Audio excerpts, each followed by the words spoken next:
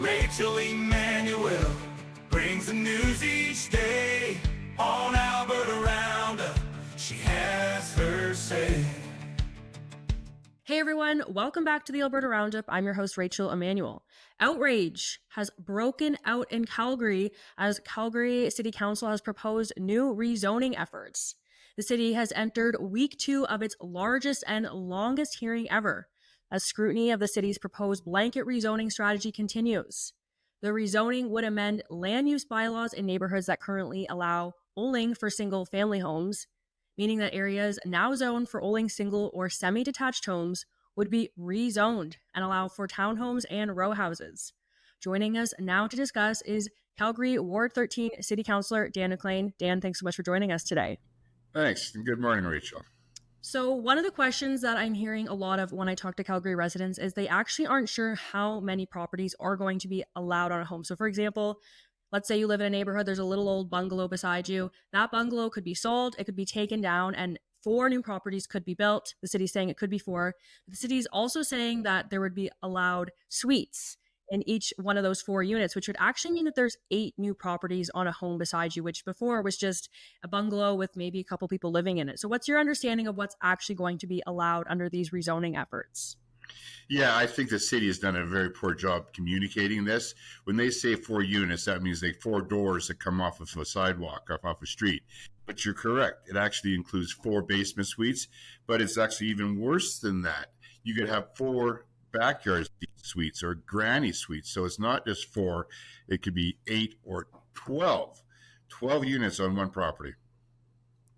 So one of the problems that's going to arise with this is obviously infrastructure. These neighborhoods weren't built, the roads weren't built to allow for all the parking. There could be problems with the sewage. There could be problems with the recycling at the road.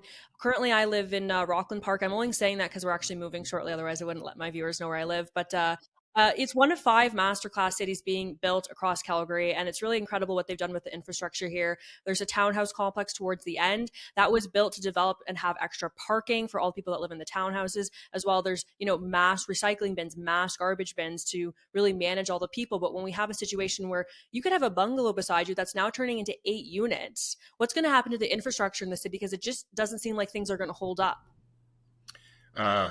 Good point. And again, it could be 12. Already in some of these communities that have started to densify, there's problems in the back alleys with, like you said, trash containers. And don't forget parking. Parking is a big one. They're talking about 0.5 units, 0.5 parking stalls.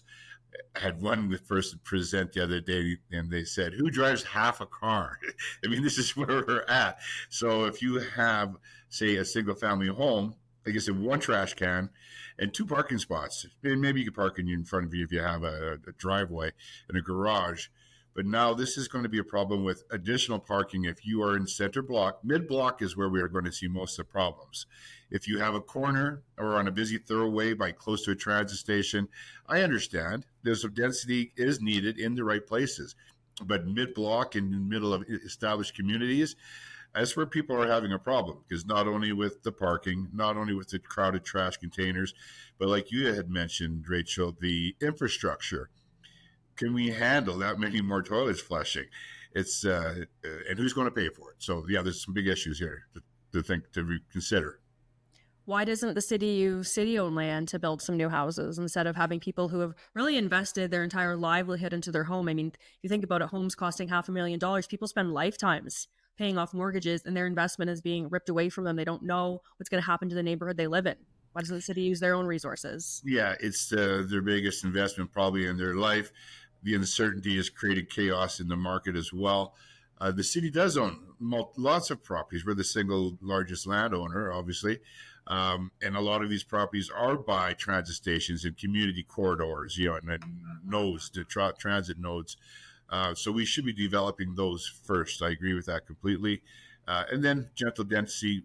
So what's happening now, Rachel, is we already have what's called local area planning, where the city goes through each community and then they decide, okay, well, right here is where we can maybe add some more density, some row housing or some townhouses. But right here is not a good place for it. And here's where we can maybe put a shopping mall or maybe a grocery store or a convenience store.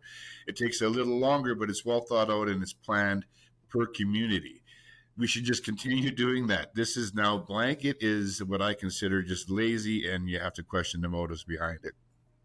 Sure. When we're talking about questioning the motives, I mean, another thing that's been raised is it almost seems like this could be a cash grab for city property taxes. If you think about it, if you live somewhere, you're one house, you're paying property taxes on that one property. That's taken down. That's created into 4 units. Maybe, Sweet, you said it could be up to 12. Now all those separate units are paying property taxes. The city is going to just be raking in the property taxes here. And we're talking about affordable housing. I mean, in most cases, this isn't affordable housing that's going up. Some of these townhouses that are being built are still going for $650,000. That's an insane amount of money for a townhouse. You don't even have a lot of land. So the city is just going to be raking it on the property taxes. Could that be a possible motivation for why they seem so bent on pushing forward this policy that it seems nobody wants? Well, of course, the city is going to have additional taxes, and you're quite low on your 600,000 marks. A lot of these are a million plus. They'll take a $700,000 bungalow. And again, this is where the speculation comes in. It's not just the city that's going to be raking in money. It's the inner city developers. I'm a capitalist. I believe in the free market, but this is still giving an unfair advantage. You will see developers coming in, buying up people's homes in certain places. And then what that does, it puts pressure on the person that wants to stay there in their forever home and keep that home. They have their equity, but it's not just that. They enjoy their backyard and their neighbors and their trees, and they move there for a reason. But then 2 or 3 neighbors on that block decide to cash out with the speculators. And next thing you know, their enjoyment of their property.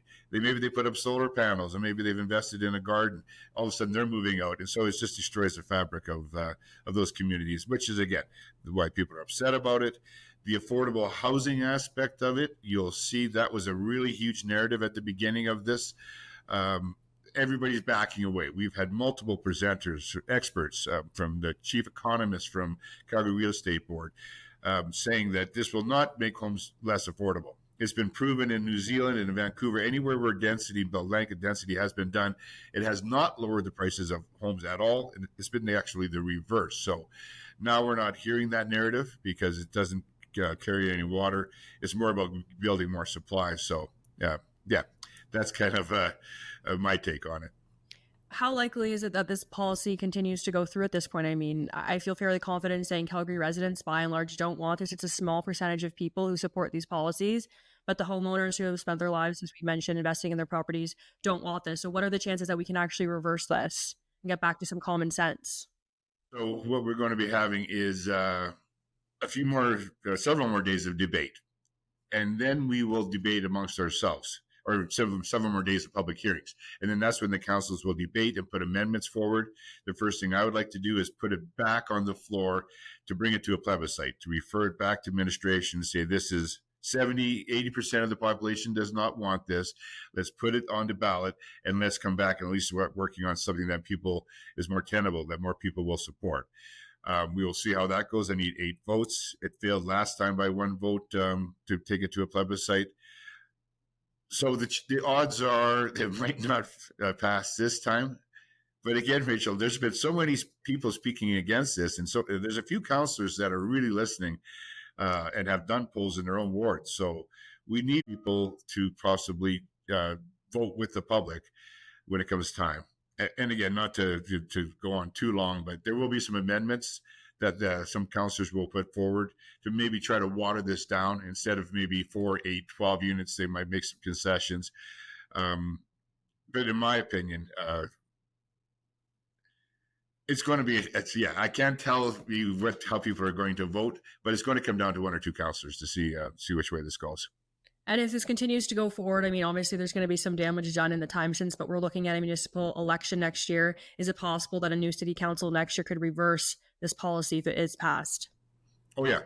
City council can do anything. If you've got 8 votes, it doesn't have to include the mayor, but at 8 votes, you can fire the city manager. You can reverse policies. There's a whole bunch of things you can do. So one way or another, this will be on the ballot next election.